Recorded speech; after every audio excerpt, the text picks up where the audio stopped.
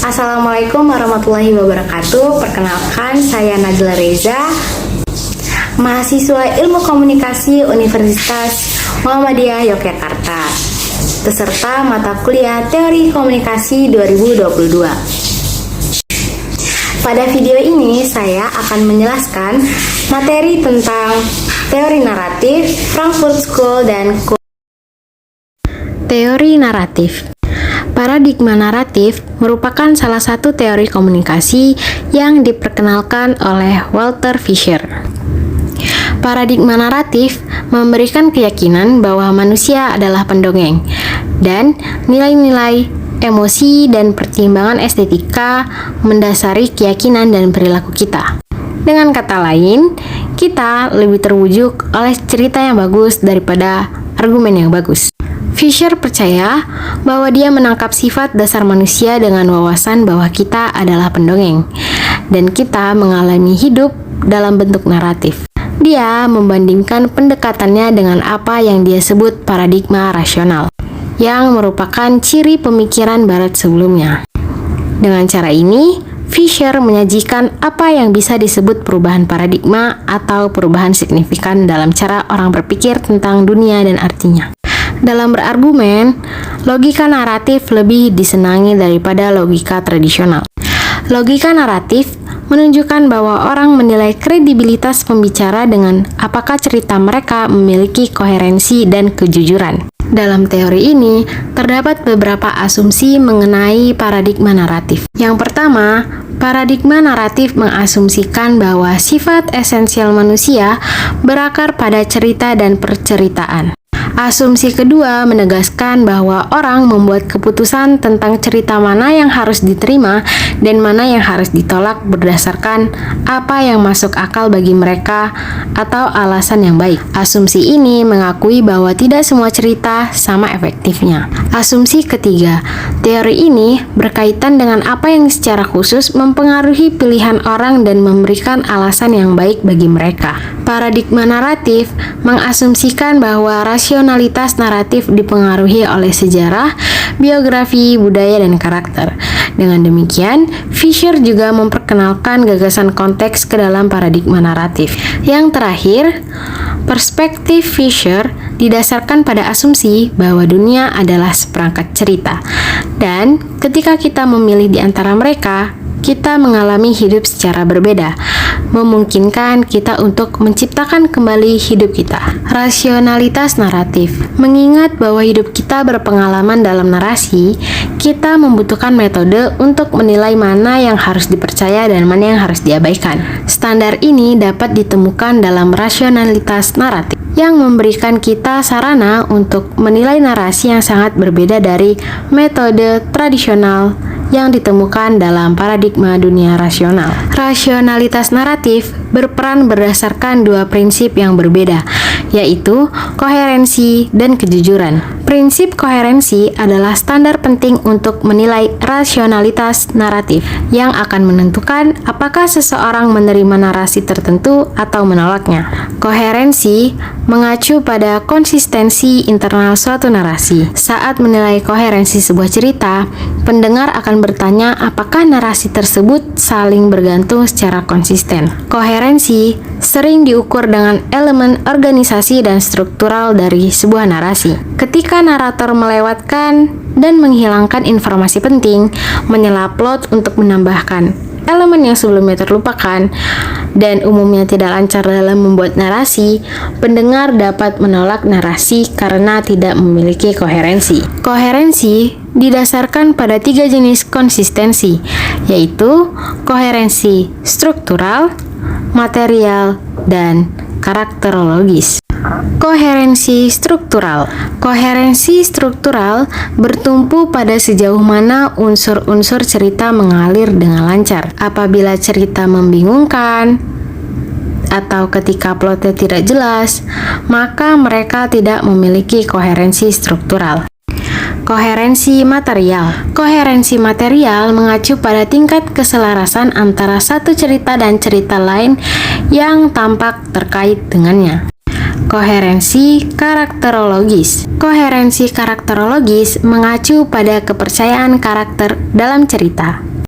Kejujuran. Standar kritis lainnya untuk menilai rasionalitas naratif adalah kejujuran, kebenaran, atau keandalan cerita. Fisher mencatat bahwa ketika unsur-unsur cerita mewakili pernyataan yang akurat tentang realitas sosial, maka mereka memiliki kejujuran. Speech Act Theory. Speech Act Theory mulai berkembang setelah John Searle menyampaikan esai yang berjudul Speech Act, an Essay in the Philosophy of Language. Speech Act Theory yang dikembangkan oleh John Searle dapat membantu kita memahami bagaimana orang mencapai sesuatu dengan kata-katanya. Ia berpendapat bahwa komunikasi bukan sekedar lambang, kata, atau kalimat, tetapi lebih tepat apabila disebut produk atau hasil dari lambang, kata, atau kalimat yang berwujud perilaku tindak tutur. Searle menggunakan ide-ide Austin sebagai dasar mengembangkan teori tindak tuturnya.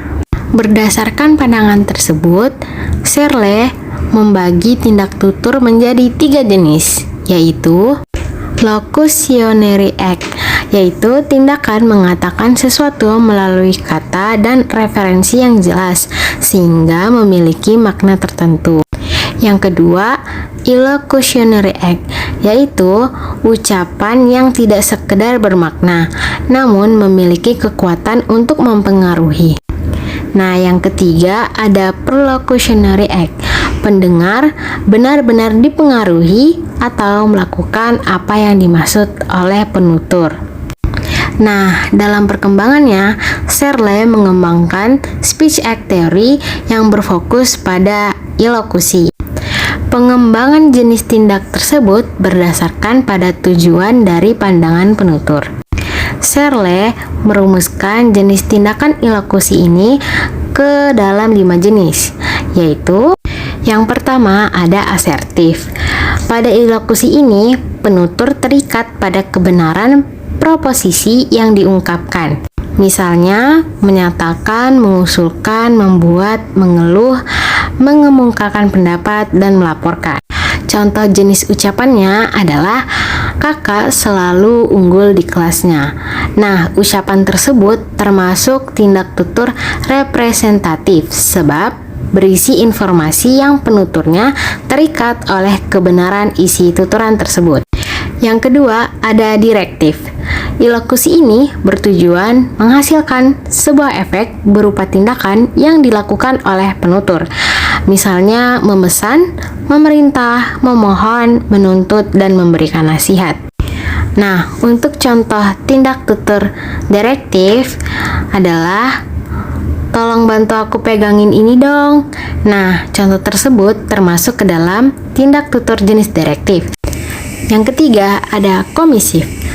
Nah, tindak tutur komisif merupakan tindak tutur yang mengikat penuturnya untuk melaksanakan segala hal yang disebutkan dalam ujarannya. Contohnya, bersumpah, berjanji, mengancam, dan menyatakan kesanggupan. Nah, contoh ucapan komisif adalah saya akan datang ke rumahmu besok. Yang keempat, ada ekspresif. Tindak tutur ekspresif merupakan tindak tutur yang dimaksudkan penuturnya agar tuturannya diartikan sebagai evaluasi tentang hal yang disebutkan dalam tuturan itu. Fungsi ilokusi ini adalah mengungkap atau mengutarakan sikap psikologis penutur terhadap keadaan yang tersirat dalam ilokusi. Contohnya, mengucapkan selamat, menyanjung, memuji, menyalahkan, mengkritik, mengeluh, dan sebagainya. Contoh ucapan ekspresif seperti wah, tasmu bagus sekali. Yang terakhir ada deklarasi. Berhasilnya pelaksanaan ilokusi ini akan mengakibatkan adanya kesesuaian antara isi proposisi dengan realitas. Ucapan deklaratif dimaksudkan penuturnya untuk menciptakan hal yang baru. Ucapan yang termasuk ke dalam jenis tuturan ini seperti mengesankan, memutuskan, membatalkan, melarang, mengabulkan, mengizinkan, dan lain sebagainya. Contohnya, Setelah lulus SMA, saya memutuskan untuk kuliah. Frankfurt School.